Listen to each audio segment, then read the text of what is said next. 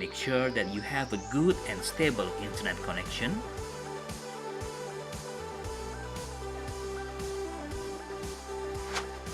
If you have an earphone or headset, we recommend you to use it so that your voice can clearly and loudly to be heard.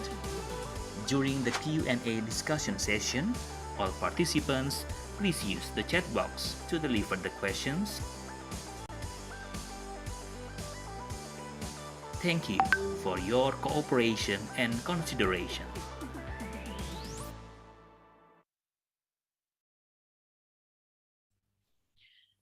Good afternoon, ladies and gentlemen. Before we start this program begin, I would like to say hello to our speaker today, to Dr. Maria or Bunita. Hello, Bunita. Halo Bu Vivi. Thank you so much, Ibu. Good to see you. Thank you. Yes, and I would like to say hello to Associate Professor Moises. Hello, I'm trying to change my Pardon, background Professor? first before I'm trying to change my background before I joined virtually live. Yeah, that's okay, Professor. Take your time. Thank you so much. So, Okay, thank you. yeah, thank you so much for the speaker that already come to this event. I would like to welcome to this guest lecture series on SDGs today, Tuesday, May 24, 2022. I'm Vivi Rianggreni from ITS Global Engagement and will be your Master of Ceremony and moderator this afternoon. Thank you for joining our guest lecture series on SDGs today. Before we start our agenda, let me inform you of some rules of the event. First, to the participant, please adjust your name or ID screen using format name_campus. Second, during the lecture, please turn off your microphone and only turn on the microphone when the moderator gives the chance. Third, please fill your attendance at bit.ly/attendance/GLS, or our committee also send the attendance link to the Zoom chat room. For the participant who wish to get a certificate and stamp, please fill the attendance 15 minutes after the session start. Fourth, participant who wish to ask question during question and answer session, please send your question at bit.ly/GLS_key and A1. The link also that will be provided by the committee. Or you can ask directly by using the raise hand feature. Ladies and gentlemen, we have two speakers today from different countries that will present their expertise on research related to SDGs number 9 and 11. Before we start our agenda, allow me to deliver our schedule today as follows. First, the opening and introduction to the speaker. Second, lecture session. Third, question and answer session. Fourth, certificate awarding, and fifth, closing. Now, before we proceed to the next agenda, let me introduce our first speaker. Our first speaker today, Dr. Maria Nindita Radyati from Institute for Sustainability and Agility. Her education background, she graduate in PhD in Management, Government University of Technology, Sydney, and also IDS 2.0 Fellows for Executive Education, Massachusetts Institute of Technology, and also got MBA in Economic University Indonesia, and also got Bachelor in Financial Management University Trisakti, and got Diploma of Consultancy and Diploma of Project Management in Interlink Technology in Australia. Her professional experience in President Director of Institute for Sustainability and Agility, and also as the Vice Person of Australia Mining, Infrastructure and Energy Chamber Indonesia. And the third one, she is also Deputy Head of CSR, Community for Indonesia Chamber of Commerce in IKDN, Jakarta.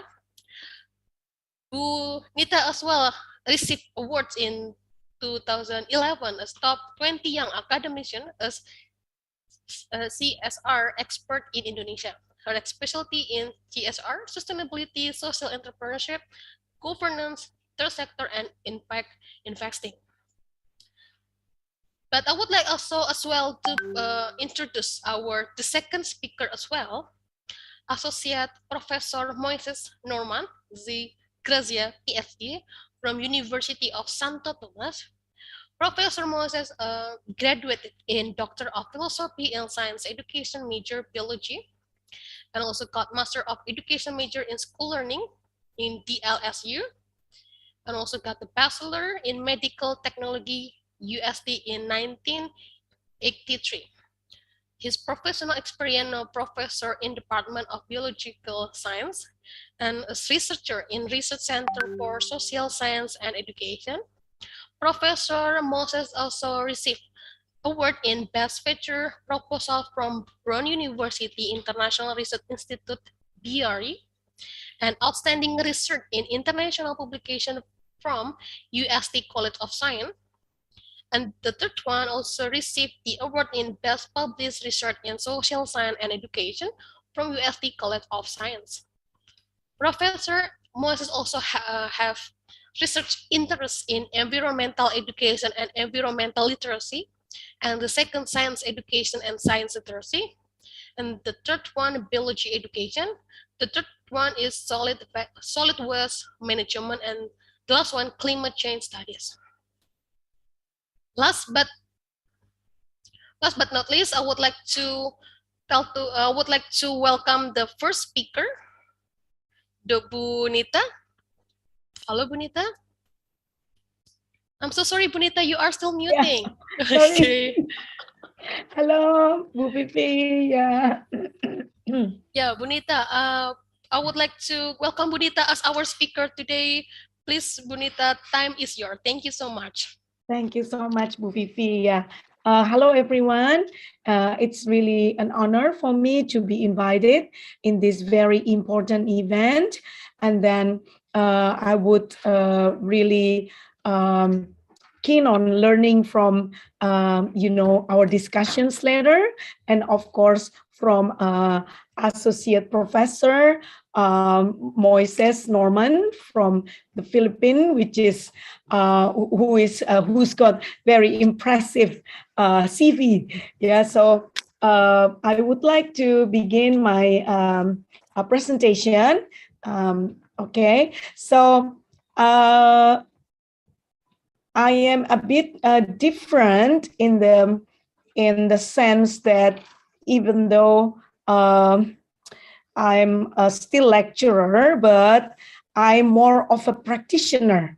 So I call myself actually a pracademic, practical and academician, but more heavy on the practitioner side, So in this event, I would like to share about mainly how can a company or companies in Indonesia context contribute to SDG number 9, which is Sustainable Development Goals number 9, And then, therefore, my title of presentations is about social innovation for sustainable business, And the emphasis of my presentation would be SDG number 9 with this indicator, which is the proportion of small-scale industries in total industry value added,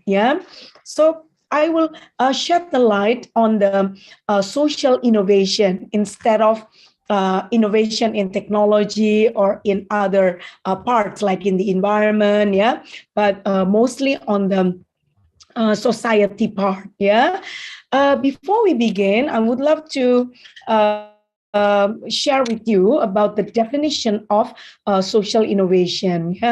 There are so many definitions of social innovation, but this one I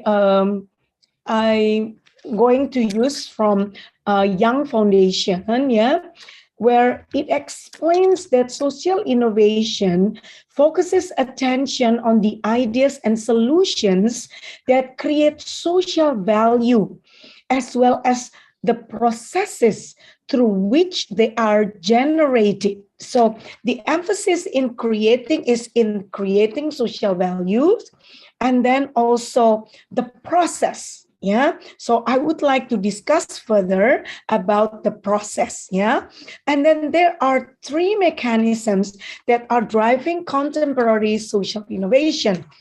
The first is exchange of ideas and values, and the second is the shift of in roles and relationship, and the third is integration of private capital with public and philanthropic support. Yeah, so there are some elements here that will, if we combine all of them together, then we will create social innovation. Yeah, and the process. So we talk about the process first. Yeah. So what is the social innovation process? It can only be initiated as a social process, and therefore requires some level of community spirit and cohesion, which is social capital. Yeah, probably some of you remember what are the component of social capital. Yeah, that consists of at least, the trust from the community, the network, and plus we can also add the knowledge about local wisdom or local context. Yeah, so that's part of social capital. So if we combine all of them with the motivation of or the spirit of the society, then we can create social innovation together.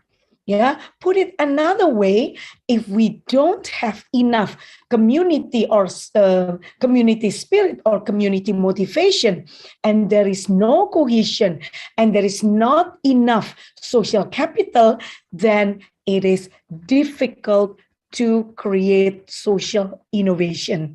So these are like three core elements that maybe because I'm talking from the perspective of a private sector, then the private sector or any organization who would like to empower the community to create social innovation, they must understand that they have to have these three ingredients, yeah, community spirit, and then the cohesion, and also the social capital. Yeah, social cohesion is like a collaboration, yeah, among the communities. Yeah.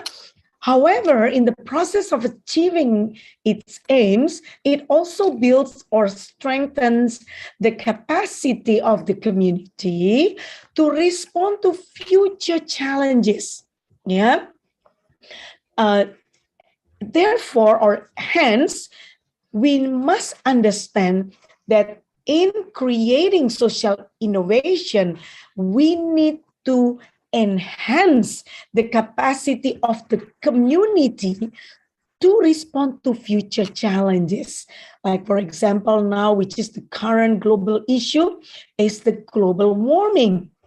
So how can the community be prepared to face and to also tackle the issues of global warming in their context?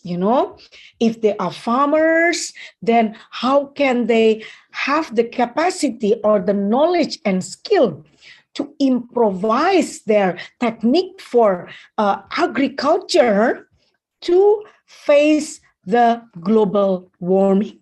Yeah, so those are some of examples. Yeah, as such, it has both direct and indirect benefits to the community. This what makes it so attractive as a policy tool. Now, talking about policy, in Indonesia, there is a policy that actually requires, so it is a mandatory for private sector to help community to create social innovation.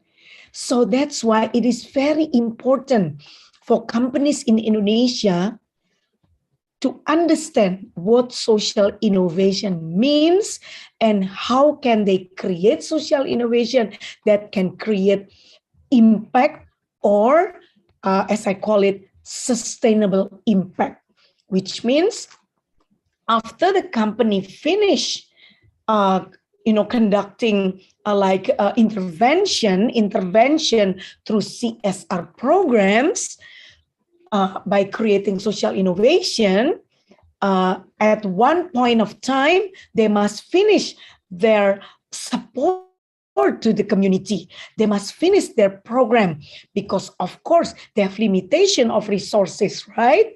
So therefore, the company must prepare the communities to maintain the impact, maintain the legacy of the CSR programs. Yeah, so that's why it is very related. Yeah, when we talk about policy and then social innovation, especially in Indonesia context. Yeah, so now, after we talk about social innovation, in my title, I'd say social innovation for sustainable business. So what is actually sustainability in business?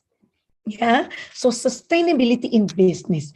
What is it? Yeah, so this is an article from Harvard Business Review. Yeah, where they explain that business sustainability in business refers to the effect that companies have on the environment or society. And then sustainable business strategy aims to positively impact one or both of those areas. So in the society or in the environment aspect, yeah, thereby helping address some of the world's most pressing problems, such as climate change and income inequality. Yeah, so there are two important points in sustainable business. Yeah, the first is business operation that create positive impact. Then the second is business practices that are responsible for the negative impact. Yeah. So now I'm going to discuss about what's the relationship between social innovation and the sustainable business and our policy. Yeah. So now I'm going to discuss about the policies that I explained. Yeah. So Ministry of Natural Environment regulates proper ranking. So they call it proper. Yeah. So proper stands for program pengelolaan lingkungan hidup ya in bahasa ya, and then in this proper regulation, the ministry requires companies who are dealing with these industries, hotel, hospital, mining, oil and gas, energy, industrial waste management, manufacturing, agriculture, they must apply and follow the regulations of proper ranking. So who's giving the ranking? This is the Ministry of Environmental and Forestry. Yeah. So every 2 years, they will come to the company and then they will, make audit, and then publish the ranking of the company. And then what's the ranking? So they have this, 1, 2, 3, 4, 5, 6 ranking, where the lowest is black, and then above the lowest, yes, but still low, is red, and then after that blue, and then green, and then gold, So in this regulation, the Ministry of Environmental and Forestry explain, what is social innovation, in their regulation. You can Google it, and you can download it in Bahasa. So I just use Google Translate. I didn't have time to actually really, check the grammar, but it is about this, So they can So the social innovation is for their community development program in addition to environmental program. So they need to demonstrate and present their innovation in the environmental program, where they are responsible for the negative impact that the company is creating to the environment. And then they must conduct community development programs. And then in the community development programs, they must demonstrate that they have done social innovation in order to get the highest ranking, which is gold ranking. And these are the explanations of the gold ranking, which is the most difficult part, and then the green ranking, and then the blue ranking. And then also, it's interesting that they have blue and blue minus and red minus and then black. So if your company is ranked as black, that means you need to pay fine. The government will charge you, and then your company might be closed down. So the red ranking, then you will get warning from the government. So these are the requirements, but I don't want to go in detail on that. So these are the assessment criteria for proper ranking. Number 6 is social innovation. And then if you click on looking at their regulations, they have this flow chart of where is the social innovation. So when you want to get the gold ranking, you must provide, demonstrate that you have conducted social innovation with enough data. Now I'm going to explain about what's in it for business. If a company create social innovation for the society, what can the company get? Because the companies sometimes would say, well, this is not our problem, social innovation is the government problem. It has to be the government activities, to help the society. So fortunately, there is an old concept, which is called CSV. I don't know whether you ever heard of this, creating shared values. So creating shared values was introduced by Porter and Kramer in 2011. So these are some definitions, but I like the lower part, which is creating shared value is the business model that will accelerate the achievement of SDG. It's a game-changing shift from corporate social responsibility and the traditional mindset that business can either do good or make a profit, to a model that can improve the world. So this is very powerful, to improve the world by contributing to SDG. So there are 3 types of CSV. I try to explain it in an easy way. So the characteristic of CSV compared to CSR, so CSV is actually the end objective of CSR. So the activities itself is still CSR, but the impact is that we want to create is creating shared values. So the characteristic of CSV is to create direct impact throughout the value chain of the business, which I call SIPOC, supply, input, process, output, customer. So there are 3 types of CSV. CSV1 is focusing on output.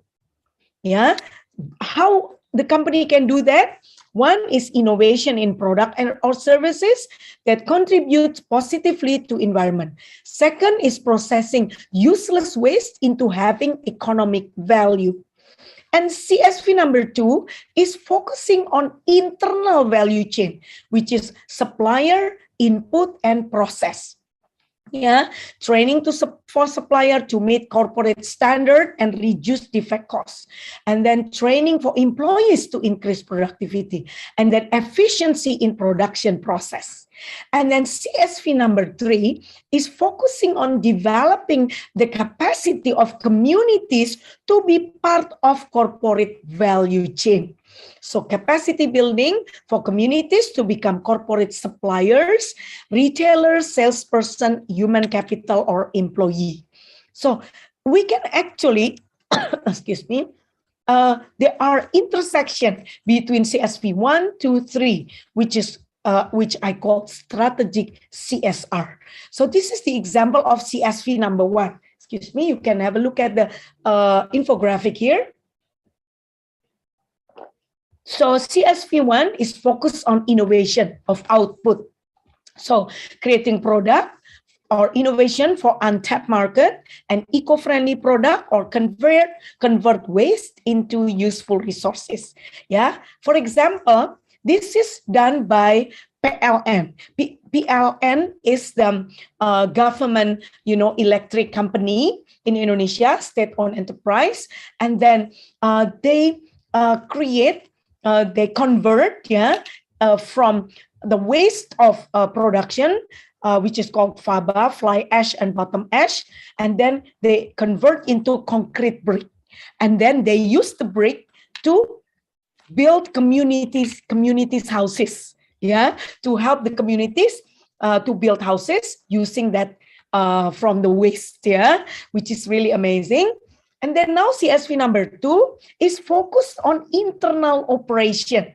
For example, how can you educate all of your employees related to sustainability so that the companies can achieve sustainability in the most efficient way? Second is investment in eco-friendly machine, saving energy, save and recycle water, KPI for sustainability, efficiency and productivity of the process. So these are the examples. Circular design, and then decarbonization, for example. So this is focusing on the process. And then CSV number 3 is focused on local cluster development related to value chain. So for example, the company built infrastructure. They built like a bridge so that the community can go past the bridge, and also bridge as well as their employees. So their employees can arrive to the office or to the factory faster because of the infrastructure that the company built.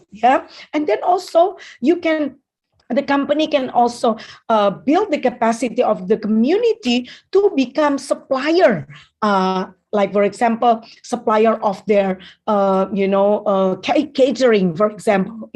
So farmers farming rice, and then the company employees will buy rice from the community. And also, for example, developing vocational school, to support IT technician. Now I'm going to give example of my experience once in collaboration with Chevron. Before Chevron closed down in Indonesia, Chevron exit Indonesia, then became Pertamina Hulu Rokan. It is in the area where Shalin lives, in Riau.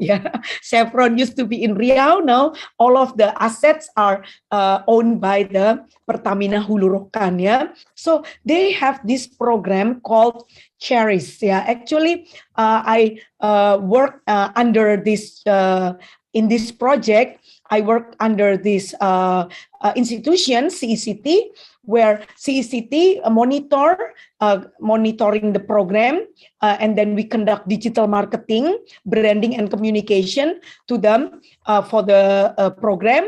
And then there's other partners, which is this foundation in the health aspect, and then this is University Muhammadiyah in the clean water, and then Riau University for agriculture products. So we call it Cherish, which is Chevron untuk Riau Sehat Sejahtera. Nah, so these are my team. They are training the farmers to sell their products through digital marketing. It's not just through e-commerce, but also through WhatsApp. Business, WhatsApp for business. So this is during COVID, at the time where farmers cannot they cannot sell the products in the traditional market because the traditional market is closed, at the time, So my team trained them how to make promotion through digital marketing. So they taught them how to take photos of the products and then upload them into the Instagram and also the website. So my team created the brand, which is pertaniriau.id. I think now it's closed down, the website, but it was like this, and it was successful at the time. So, and then they create how, the look of the social media. So this is, my team developed the website and then create the Instagram and then creating or apply in the e-commerce platform, And then after that, so these are the e-commerce platform, And then after this program, then we measure the social impact creation, social impact creation through using social return on investment, So we can see that the farmers group, they get the highest impact, which is 65%. The local government is 1%. The local communities is 24%. And the civil society organization is 10%. Now, these are the example of social innovation from a company, and then they use the farmers' product as their, household product. So the employees buy the product from the farmers. So this is the example of CSV number 3. So I think we can discuss more in the question and answer. So I will just finish my presentation here. If you would like to have a look at my short videos about CSR, you can have a look, visit this YouTube. And if you would like to also know about our organization, we have short videos in our Instagram, less than 1 minute, all education about sustainability. So you can please kindly visit our social media. Thank you so much, Ibu Vivi, for the opportunity. I stop it here now. Thank you, Bu. Yes, thank you so much, Ibu Dita, for the new insightful to the participant today. And I would like to welcome to our second guest lecture today, Professor Moises Norman. Hello, Professor. Hello, good afternoon. Good afternoon, So Professor. I'm trying to uh, set my PowerPoint for a while. Okay. Okay, we can see So that. can you see it now?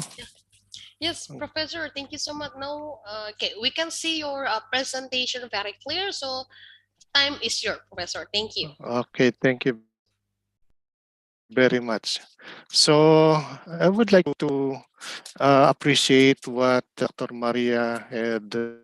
It was enlightening, and I think it's quite connected to this study, which is about the assessment of plastic pollution along one of the most important and historical place in the Philippines. We call it the Manila Bay. Okay, so without further ado, may I start now my presentation. Now, this is entitled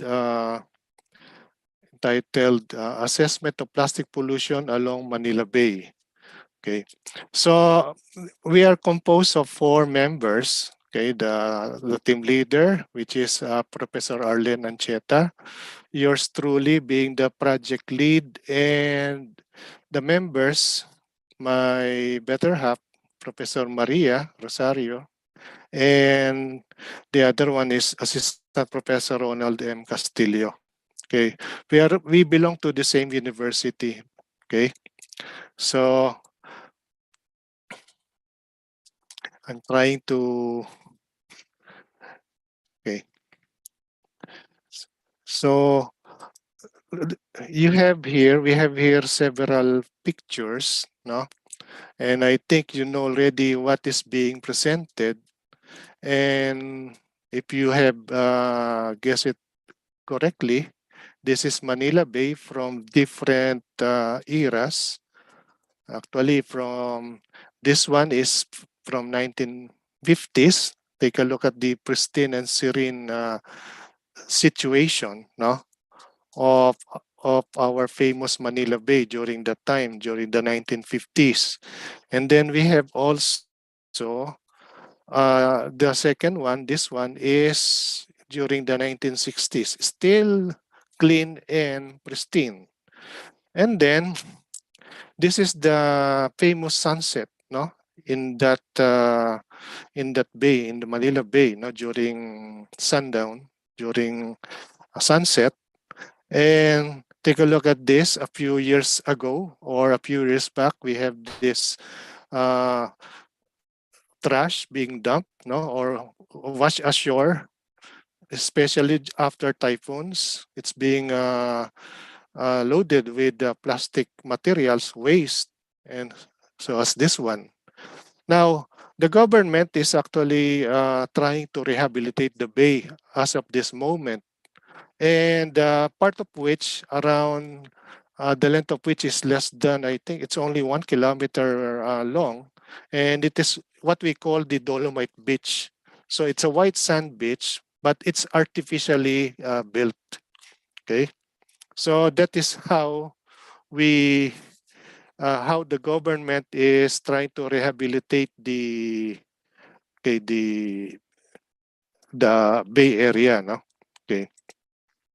Now, where is exactly Manila Bay? Now, if some of you don't, if you don't have, if you are not yet familiarized or familiar now with the location, this is Manila, which is a part of the island of Luzon, and then enlarge it, and then you will have this part of that uh, area which is in square, no? So that is Manila Bay, and then this is the Landsat or the satellite view of Manila Bay, surrounded by several provinces, and then definitely it's there is Manila, and then here is the famous Bataan province, Pampanga, Bulacan, and we have Cavite. Okay. Now, Manila Bay has been an important battleground during the colonial period. And then at present, the bay is still a battleground and facing another threat, which is plastic pollution. As a transboundary resource, this historic site is not spared from plastic pollution caused mainly by human activities. Now, the objectives of the study that we conducted, so for the general objective is to investigate the plastic material balance flow along Manila Bay. The specific objectives include to construct a schema of locally made plastics and single-use plastics now that flow in the study sites and Manila Bay involving the following processes. Take note that this is quite related to the first lecture made by Dr. Maria. We have manufacturing, marketing, consumption, collection for trade, recycling, and disposal as residuals into Manila Bay. Number two is to determine the total mass of locally made plastic products and single-use plastics or SUPs based on the foregoing processes. Third is to calculate the mass of these plastics disposed in Manila Bay using the materials flow analysis. And four, to account for all the locally made plastics and SUPs entering, flowing, and exiting the study sites into Manila Bay. So we have this theoretical, no, we have our theoretical and conceptual frameworks. I think to those who have studied their chemistry, this is simply the conservation of mass or the conservation of matter. No? So this is the theoretical framework which is the study is anchored. So if the material in box number 1, the one that is entering, no, the study site in the form of produced plastics or newly formed plastics, no, newly produced plastics, that would be imported to the barangay. By the way, the barangay is the smallest government entity, no, in our country, next to the family. The family is the smallest or the basic unit, and then followed by the community, or we call it the barangay. Okay, so this important plastics imported to the barangay will flow into this into the marketing and consumption of the residents. Okay, the weight of which is equal to the first box, and then it will be generated as waste, no, for recycling or for disposal. Meaning to say, this will be going out of the barangay, no, as waste or for recycling. Now, for our conceptual framework, for the conceptual framework, which is an elaborate one, if you can still remember the number of the boxes and then what is found in those boxes, the processes found in the boxes from production to marketing, distribution represent the first box in figure 1. And then marketing, consumption, and disposal corresponds to box number 2. Okay. And then disposal, either properly disposed, or improperly disposed, would go to the, if it is properly, so it will go to the MRF or the junk shop for recycling or for landfilling. So it will be dumped into the landfills. But if it is not proper or improper, in other words, it will go to the waterways, especially to Manila Bay. Okay. So for the research methodology of the study, the design is obviously quantitative using the accounting methodology. I think some of you have know the accounting concept, no? So as in material plastic balance flow, and then the law of conservation of mass in chemistry, meaning that mass is neither created nor destroyed in chemical reactions. So what are the 5 study sites? These are the 5 barangays or the communities that the study was conducted, and we are glad that we have finished the study despite of the pandemic. Okay, so we were not allowed to go to those communities, but rather we communicated with them through online or internet services. So we have Barangay San Agustin in Malabon City, Barangay Tangos South in Nabota City, and then we have Barangay Baseco, which is also known as Barangay 649 in Manila, and then Barangay 76 in Pasay City, and Barangay San Dionisio, where you can find our international airport. No? Imagine that, in Parañaque City. So to give you an idea, no, this is the Landsat or the satellite view. No, now in Barangay San Agustin, which is in Malabon, you have 2 major river systems. Both of them, no, the Botas River and then the other one is the Tulian River, actually flows or drains into Manila Bay. Okay. Now the next barangay is Tangos South, which is in Nabotas, which is obviously, it is just adjacent to Manila Bay. Okay. And then, by the way, Tangos South is residential and commercial, while the previous barangay that I mentioned is both more on commercial and a little of residential. Now, Baseco, which is you have some informal settlers here, no, in Baseco compound. We call it Baseco compound.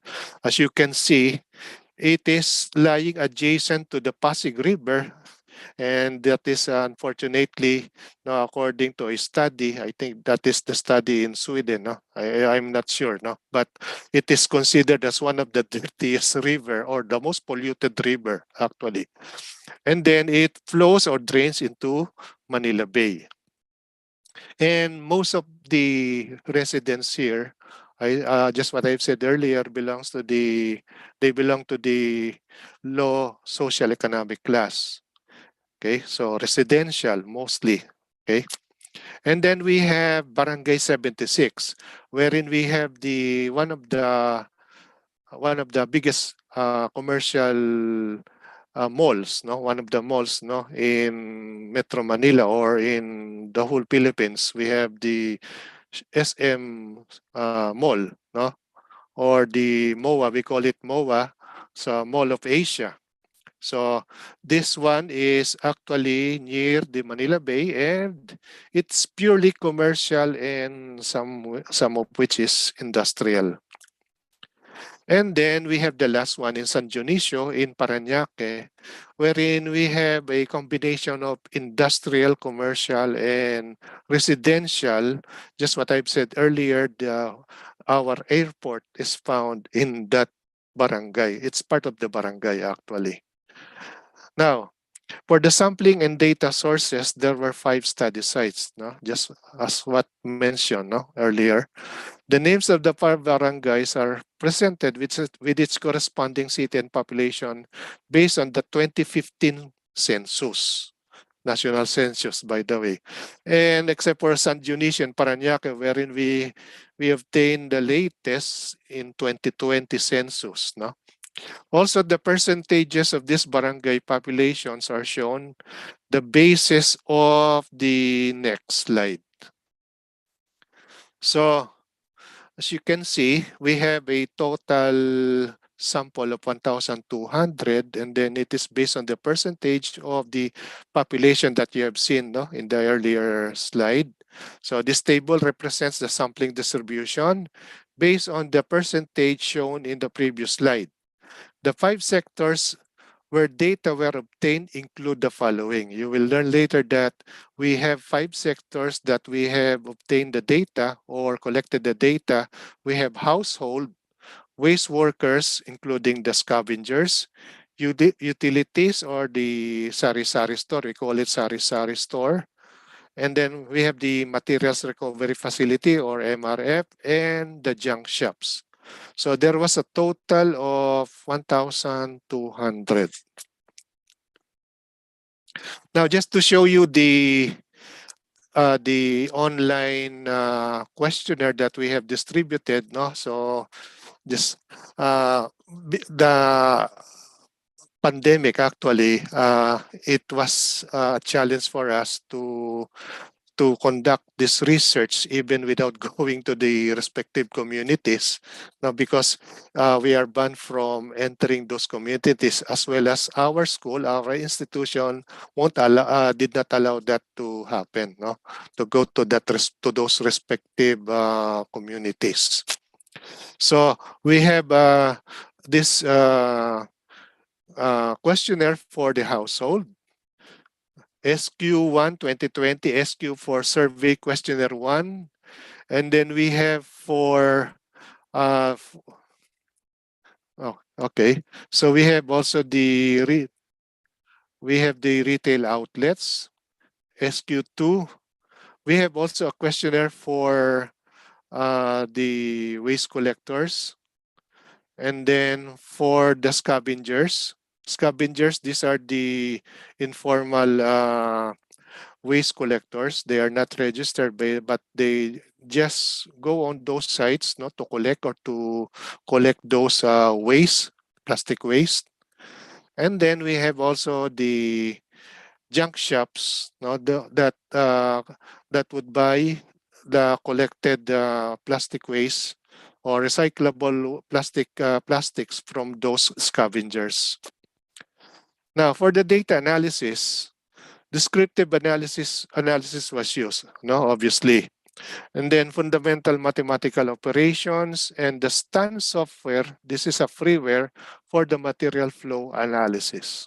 So that is the software that we use, the STAN software. It's a freeware actually. Now, the focus of the study would be the single-use plastics or SUPs. So we have included the following. So what are these? So food, beverage, home and body hygiene, cooking, etc. So products with plastic packaging. We have the sachets, doi packs, tetra packs, PET bottles, plastic cup, and then the wrappers, no, for this junk food. And then we have also the plastic products that are used as wrapping and carrying products, such as, we call this as labo bags, no? And then sando bags, and then the trash bags. Now, for the plastic products commonly used at home, no, in our household, we have this plastic eating utensils, styro or polystyrene, plastic packaging straw, and then plastic gloves, plastic stirrer for coffee making, okay, and then plastic drinking straw. And the last one, the one that we included in our study, no, as an SUP, we have these plastic products used during the pandemic, and your guess is correct. Face mask, the disposable face mask. Now, for the overall results and discussion, okay, just what I've said, we use simple mathematics, no? So we have the 5 communities or the 5 barangays with their respective amounts, no, in grams, no, of those SUPs per person per day, so per capita. So as you can see, Barangay 76 has the highest consumption, okay? Because this one is a commercial area, no? Okay, and then based on what we have collected, according to our estimates, packaging straw, don't confuse it with drinking straw, no? Used for tying, no, materials, okay? Packaging straw, which is rank number 1, Tetra Pak, that ranks second, and then the PET or the polyethylene terephthalate bottle is third. Okay, so that those are the plastic waste being generated in the household. And then for the retail, those that are being sold to residents, no, in the community or in the barangay, according to estimates among retail stores, Tetra Paks, the Tetra Paks rank number 1, sachet second, and Sandobag third, being the SUPs marketed and consumed in terms of weight. Now, for the waste collectors, no, type of plastics being collected or being being collected by those people, according to estimates, the PET ranked number 1, sachet second, and then the doi packs and tetra packs now tied at third and fourth actually. Okay, so we have these two, no, tetra pak and PET, and then they are disposed as waste in terms of weight among waste worker sector or the waste collectors. And then we have also the one that is being collected by scavengers, what we call them as mangangalakal or the traders of plastic waste or recyclable plastic waste. According to estimates, the PETs dominated the SUP, picked and collected by scavengers. And then for the type of plastics that is being bought, no, being bought by junk shops, we have also the PETs are the most common SUP traded in junk shops. Okay, so this is just a review of the process in the plastic material flow concept presented earlier. So there are a total of 13,676.74 tons per year from 13,339.74 plus this one 337 tons of SUPs imported and subjected to marketing and distribution. In terms of consumption and disposal, same amount is considered based on the theoretical framework. With disposal, if improperly conducted, there were 9,736.7 tons per year of SUPs that would pollute Manila Bay. And if properly disposed, only 2,862.49 tons per year would be dumped into landfills. Okay? And 1,076.68 would be recycled by the recycling companies. Adding all the amounts that were exported outside the barangay, tallied with that of being imported, which is equal more or less to 13,676.74 tons per year. So looking at how the different barangays would fare, no, you will notice that the highest would be San Dionisio because according to the population profile, San Dionisio is the most populated among the 5 barangays. So therefore, there is a correlation between the number of population and then the amount of waste that would be collected. No? Okay. Now, uh, this is the total. No, I mentioned about 9,736.70 tons per year. That is the total amount of SUPs that could have leaked into the Manila Bay from the 5 study sites alone. What if I say that there are 1,710 barangays in Metro Manila surrounding or bordering Manila Bay? Okay. So I think you have computed for the math, no? Now that is equivalent to 696 big dump trucks, no, of plastic trash. And then for the conclusion, the team has been able to assess the plastic pollution along Manila Bay based on the plastic material balance flow study. And we also established the plastic material flow schema of the 5 study sites situated along the coast of Manila Bay, focusing on SUPs through the following processes of, again, production, distribution, consumption, and disposal. Now, we also estimated the total mass of sample SUPs based on the instruments that were fielded as to the household, retail stores, waste workers or collectors, scavengers, and junk shop trading sectors. And lastly, we also calculated and accounted the amounts of these SUPs entering, flowing, and exiting the study sites utilizing the material flow analysis. Now for the recommendations, take a look at these pictures you have before and after. No? Okay, for the recommendations, reducing the amount of SUPs entering Manila Bay would materialize if there is an increase in the collection of recyclables and increase waste diversion rate, strictly speaking, back to the basics of Republic Act 9003. This is one of the laws being implemented in our country for environmental purposes.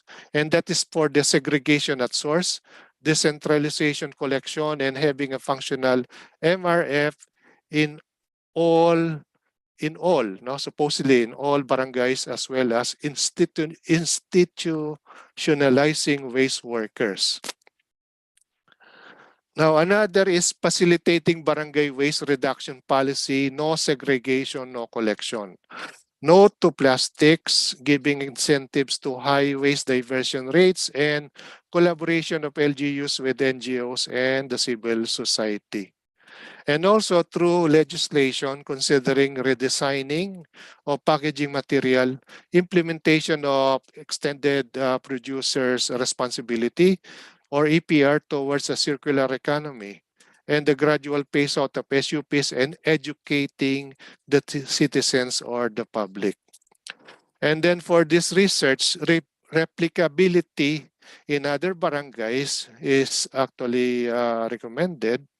So the only study so far, according to available literature, that research at the level of the community or the barangay. So this is the only so far no research that is applied, no, the MFA applied to the community. So most of the MFAs that we have encountered actually covers countrywide implementation or study. Now for my final statements, this plastic waste actually contribute no to climate change. Why? Because once you have this degrading plastic waste in oceans through the ultraviolet rays of the sun, they will decompose or they will be degraded and release methane gas and ethylene gas, and both of which are greenhouse gases. No? Take note of that. And this is just a recent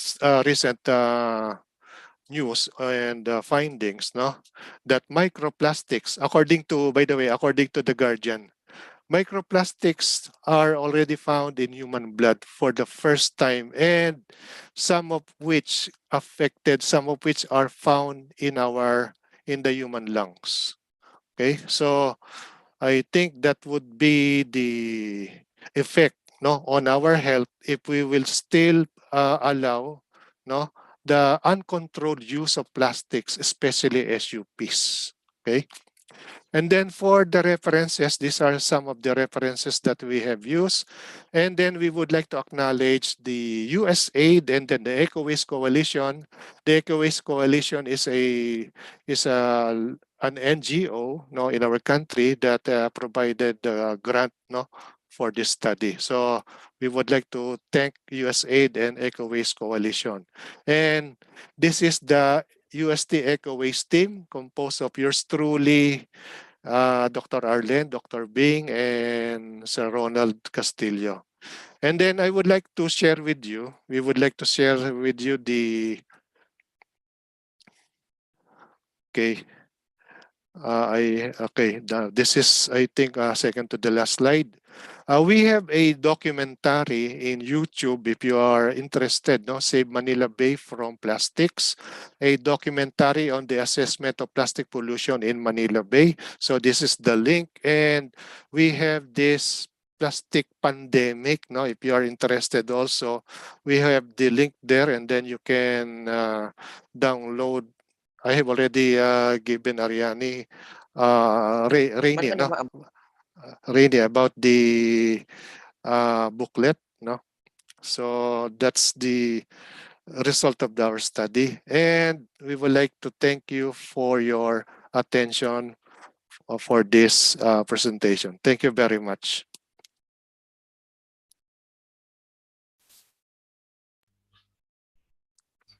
Okay.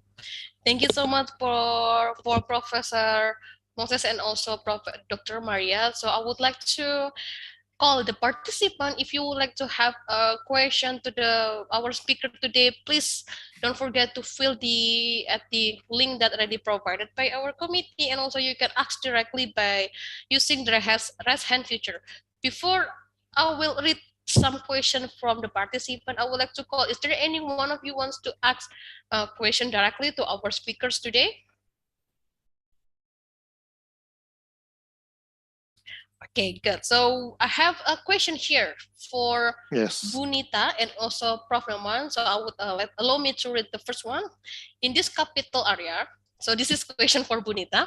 In this capital area, there's a lot of people are greedy.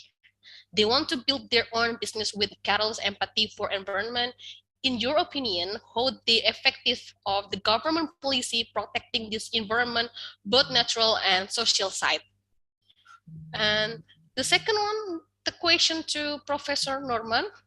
How do we as student can persuade or increase willingness to avoid of using plastic, and how to raise awareness for the community to change the behavior using plastic material? Thank you. Yeah, maybe I have Bu Nita to respond the first question. Okay, thank you. Thank you for the question. Yeah.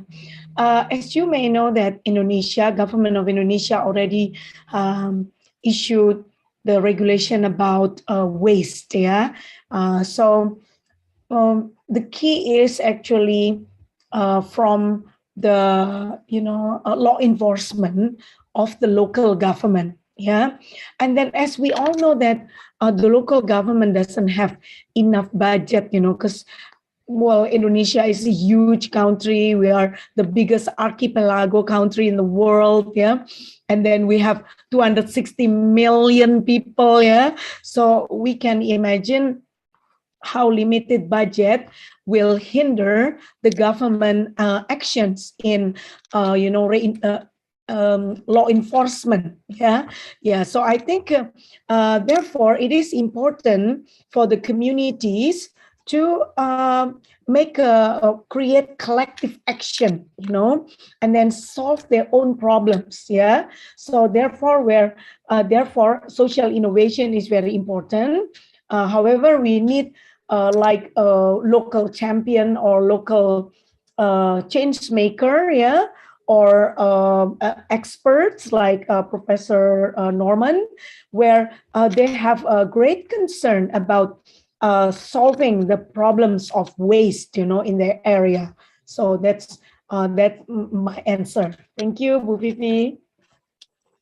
Thank you so much, Bonita, for the very vivid explanation for that question. And I would like to welcome Professor Norman for the question. Okay. Now, what I understood about the question is how the schools would teach their students about waste management or the non-use of plastics. I think that would be taught to students as early as their formative years. No? As early as, let's say, primary schooling, it has to be taught to them about how important, no, the like for example segregation of waste. Now segregation of waste is it's a very, if you will look at the concept, it's very easy to achieve, no, but if you are already used to, no, not to segregate, especially those who are they do not care for the environment, it would be very hard for them, and it's part of their already their habit, no, not to segregate and dispose their waste properly. You go to let's say in one of the I've been to through our university, and then I've noticed that there are some still, no, some students that they don't dispose their waste properly or go to the bins and segregate. No, they're already grown-ups, no, or let's say mga around 18 years of age, 19, but they have this habit of they just leave their waste or their plastic waste, no, on top of the floor or on the benches, no. And also government should have a role, no, in implementing, no, the gradual, I'm not saying that is abrupt, no, but there should be a gradual implementation of the non-use of plastics, because up to now we have to look for substitute for plastics. And you go to the supermarket and you will notice that mostly around 90% of the products are wrapped in plastic material, and they are all SUPs. Okay, wrapper, and then the containers that you will be using for your food. No, upon using for the first time, there will be there will be no second time. You just dispose it, and I think it has to be regulated and controlled at this moment. No, but it should be gradual, and education should be the number one. It should be the number one factor that should be that should be implemented, and tell the students that this is the correct way of segregation, or the correct way of disposing your waste. Okay, I hope that I answered your question correctly. Yeah, thank you so much, Prof. Norman, I would like maybe add some question relating, Prof. Norman explained Yep. before. Do you think in the future we will have no more plastic? I mean, we have no more plastic in the ocean or plastic in everywhere, Prof. Norman. What do you think of that? This is my random thought of the plastic. Thank you. Okay. Now we are given only up to 2030 by the SDGs. 2030. And then there are if you have watched, no, NHK in Japan, no, a documentary that we are only given up to 2030 to attain the goals. If not, we will have a irreversible future. So we have to bank on research, still research on how to. Actually, we are advising some students regarding the biodegradation of plastics using bacteria. But I do not think that would be only one of the solutions to the problem. But plastics, they have become our way of life, our lifestyle. So uh, do you think that we can escape, or we can do without those plastics, no, in our daily lives? I think it should be, again, a gradual practice, and it should start from the manufacturers, because we are only consumers. We have one study about the sachet use, no. we have compared the we have compared the use of sachet, no, with the middle class and then the lower class. Now, these two social economic classes, no, we have compared those, and then we found out those that belonging to the middle class, they have the most number of plastics or sachets, no, being consumed as compared to the lower class. Actually, they are blaming the lower class for dumping their plastic waste in our waterways, but it is more of the middle class responsible for the consumption of these plastic products, because they have more in life. They have more money as compared to those belonging to the low social class.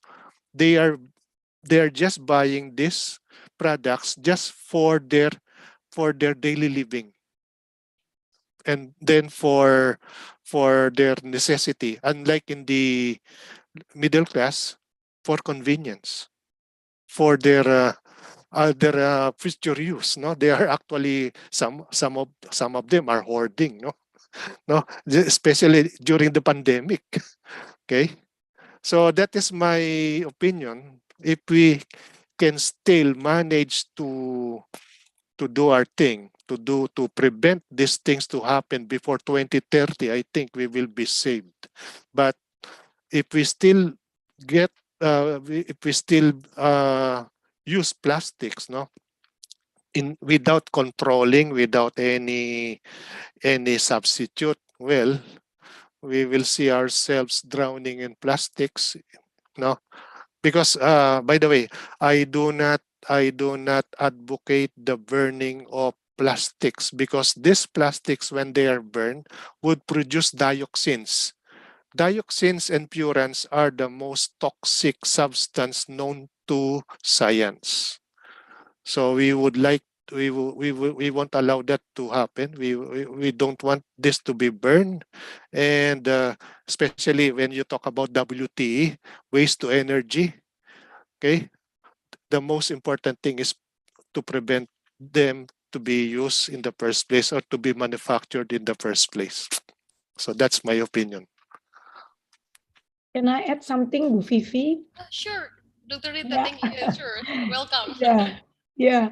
So I second the opinion of Professor Norman about the participation of the students or young people or young generations, and as well as the innovation of the manufacturing, where the company must create the circular economy system. They must apply the circular economy system. Yeah.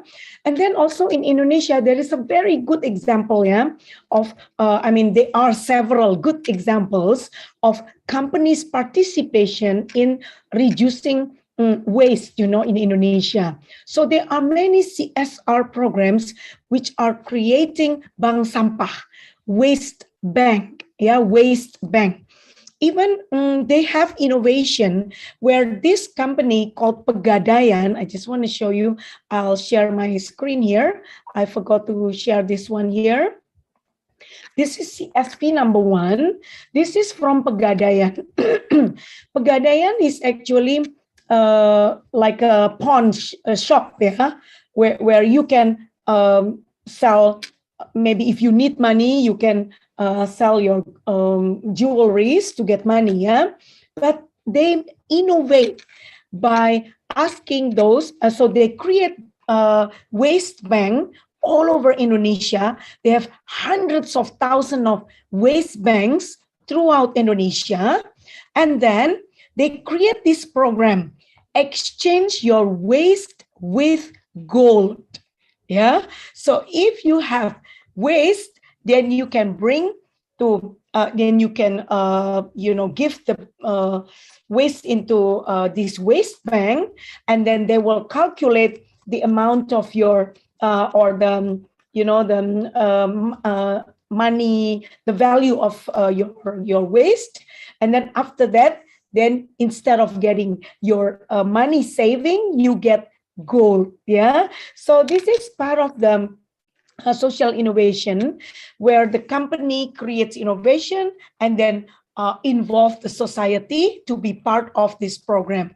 So now they are having collaboration with other state-owned enterprises to create, to continue this program. And I think this is really good, because not just you clean the waste from Indonesia, but also you have savings for your children, in terms of gold. Yeah. So that's my sharing, Bu Vivi. Thank you.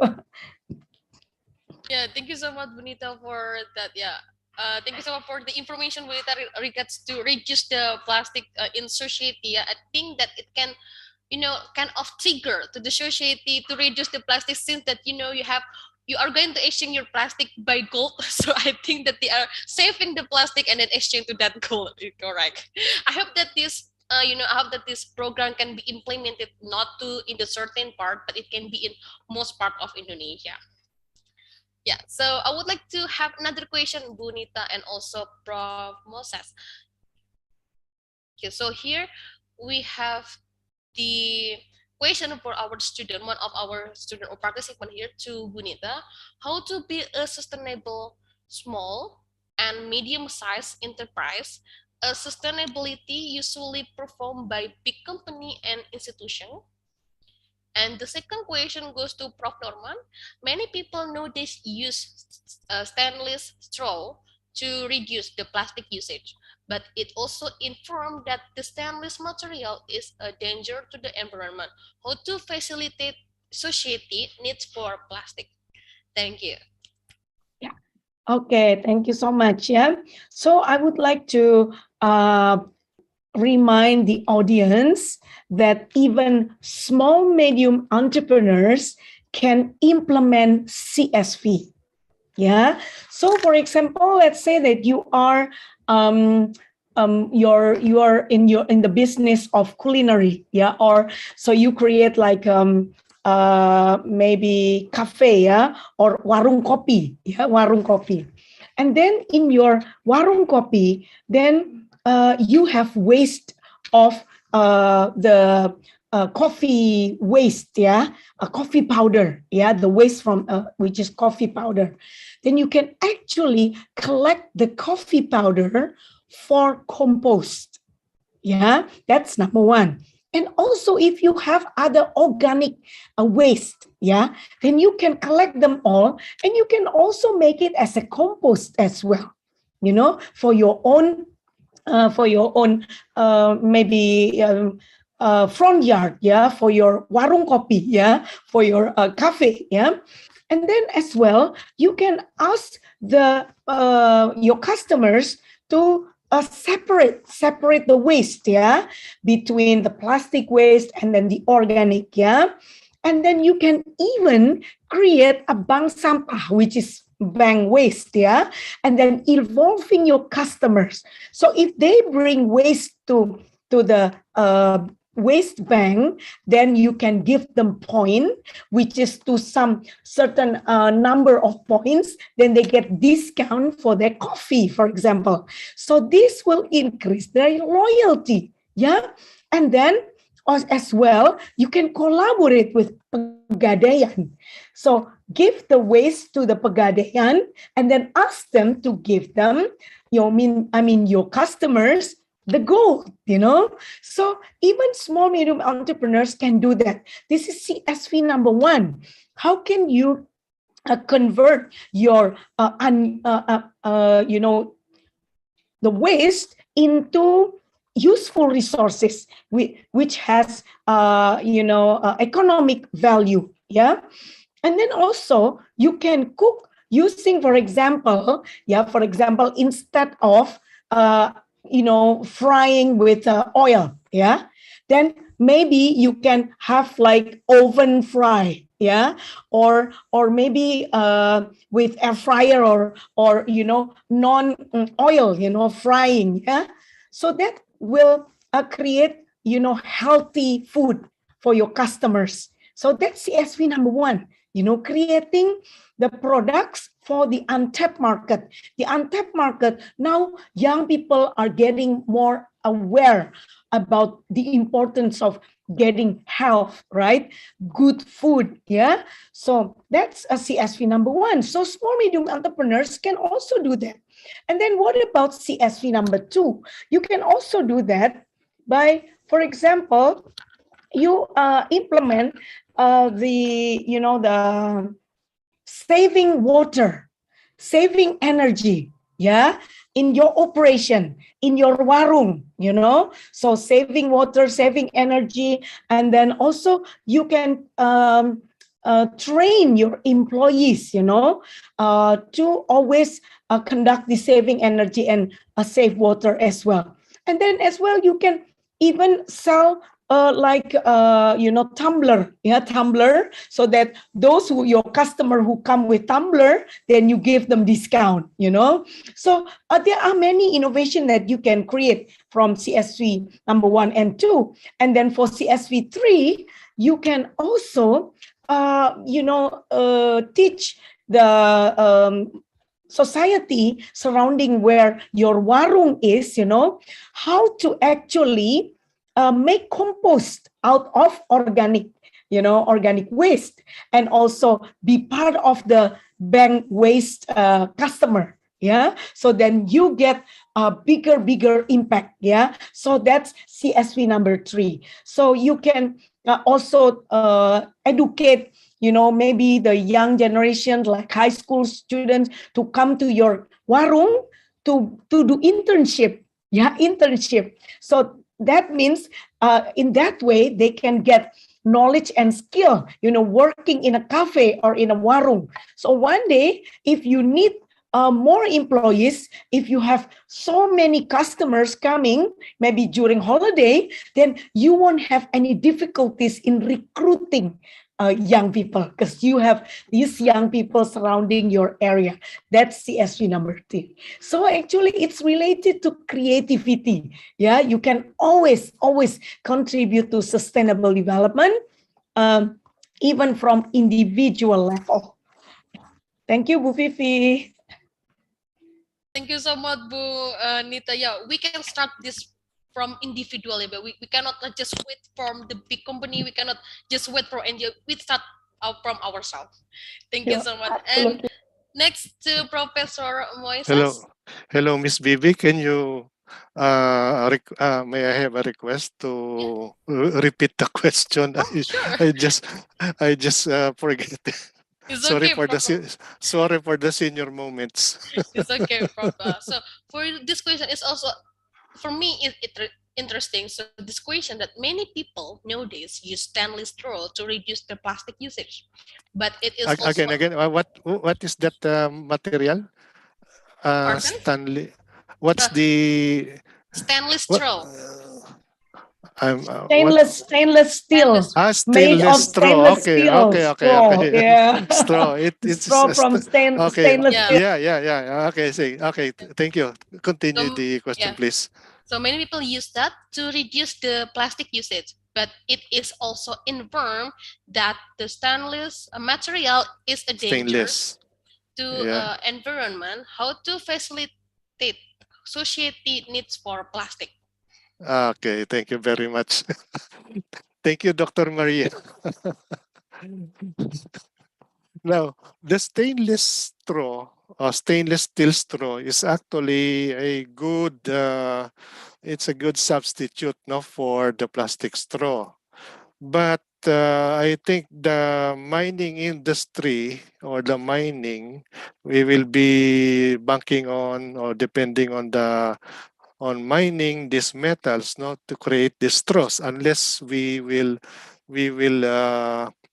recycle no the other metals that were already used and then create straws out of this stainless out of these materials no to create stainless straws no.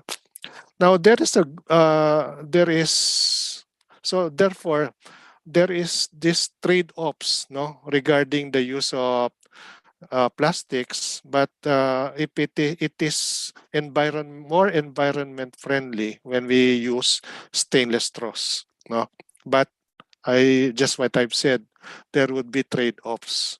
But if you want a truly no sustainable material, I would like to advise no to give you this advice to use bamboo instead because bamboo is you can replenish, you can actually renew. No, it comes from a renewable source, the bamboo. So it's more sustainable than using the stainless straw. Okay, so that's my answer to that question. Using bamboo instead of the stainless straw. Okay.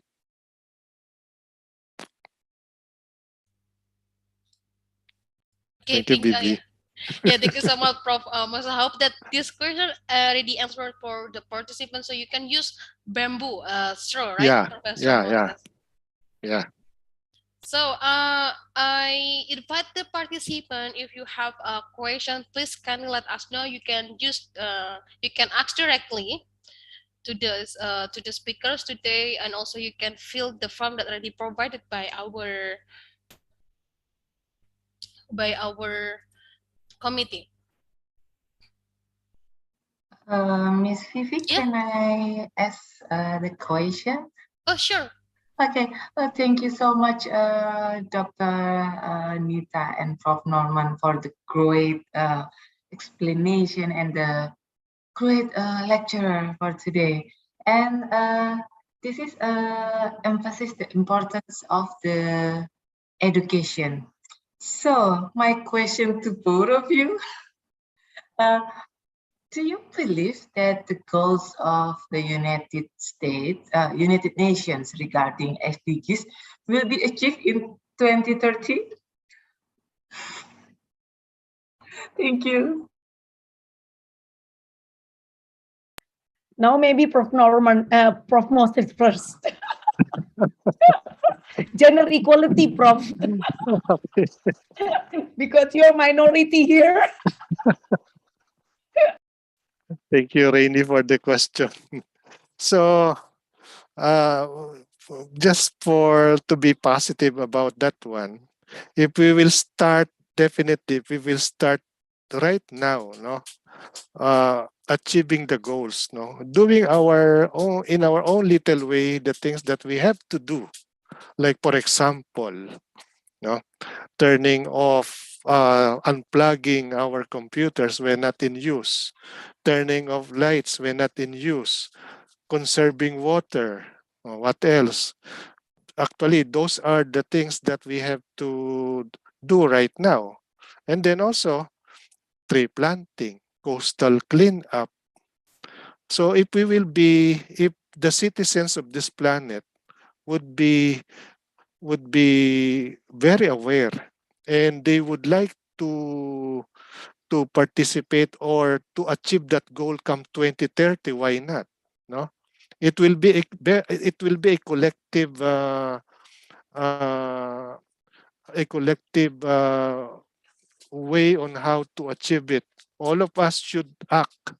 Everybody should act. And as professors in our university, we are teaching the course STS, Science, Technology, and Society, and the theme of our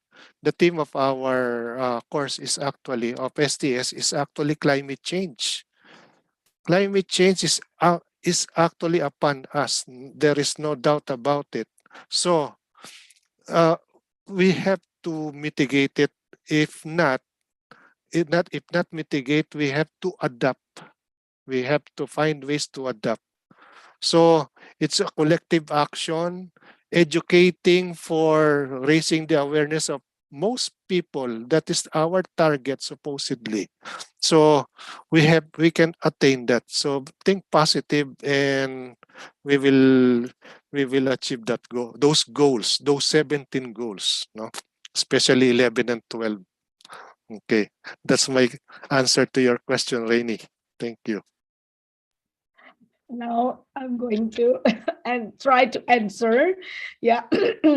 Well, we in life we always have to be optimistic, yeah, Pureni.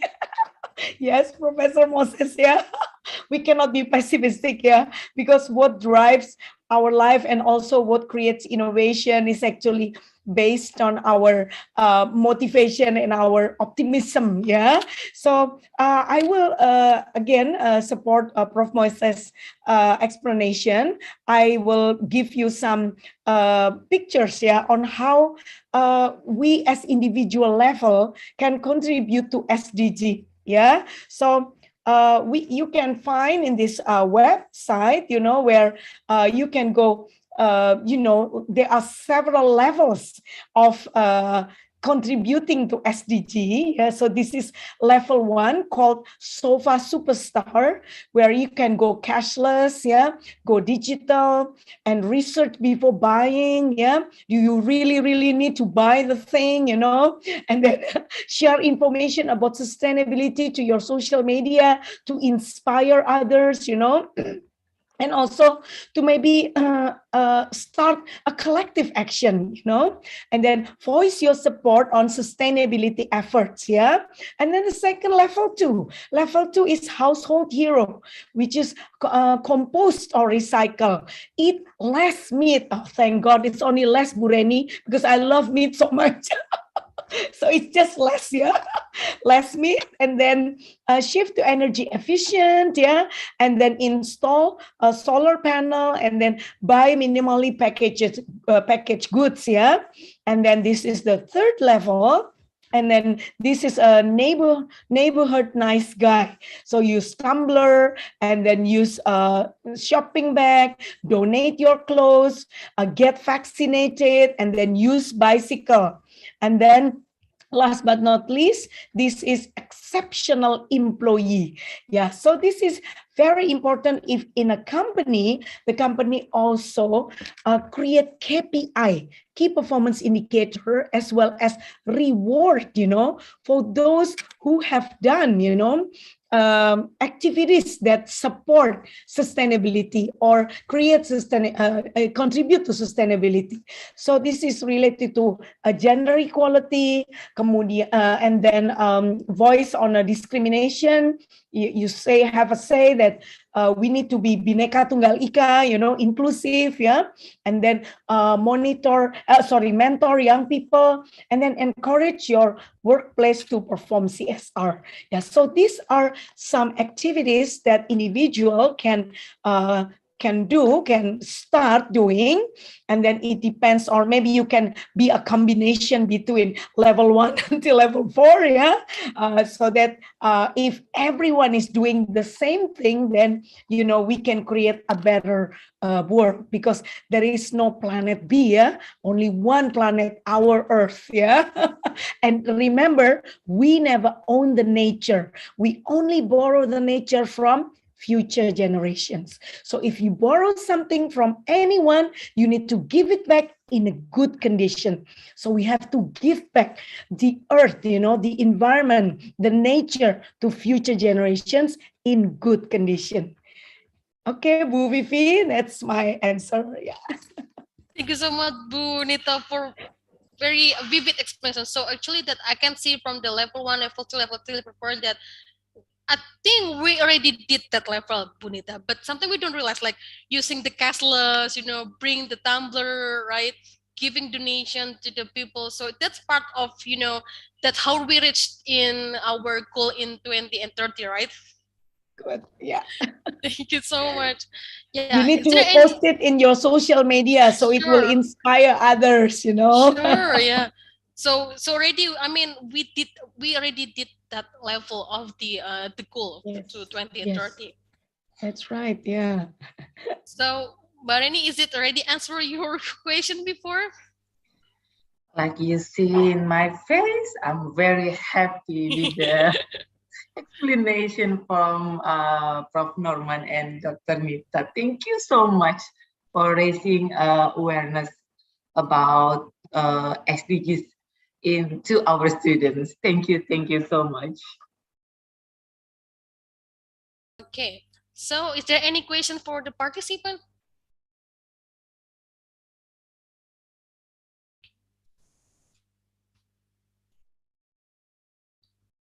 Okay, if we don't have any questions, so I would like to give the verdict to our speaker today.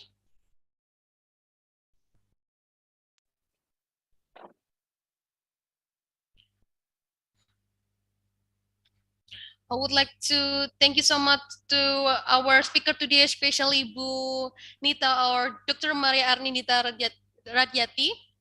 So this is the certificate awarding Ibu that's signed by our rector.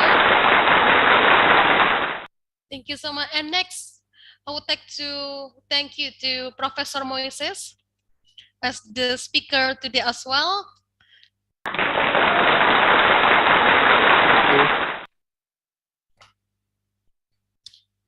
Okay, thank you so much. So to the participant, I would like to remind you again, don't forget to submit the TWIL, the assessment that on the next week. The worksheet can be found through the link that will be provided by our committee. Yeah, already provided by our committee. Don't forget to fill the TWIL.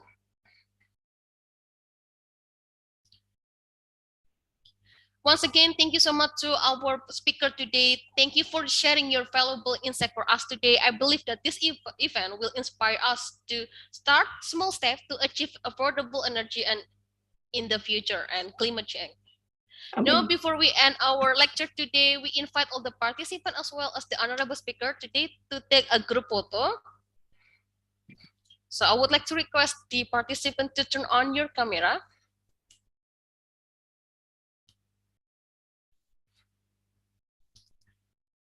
Okay, I think everyone is shy to turn on your camera, so I think there's a few people here. So let's get started so we can take our picture today.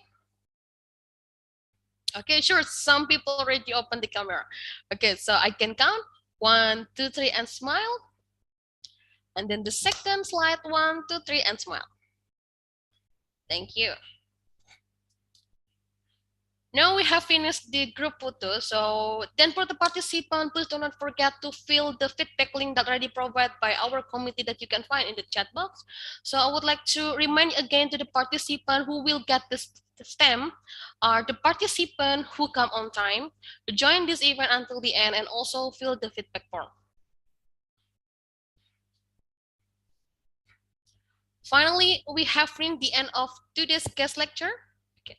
So sorry, we have another guest lecture in the next week. So in the next week, we have Mr. Ilka Shuruski from Jam University of Applied Science that to be confirmed. And yeah, sorry, I mean for tomorrow event, we have Mr. Ilka Shuruski from Jam University of Applied Science.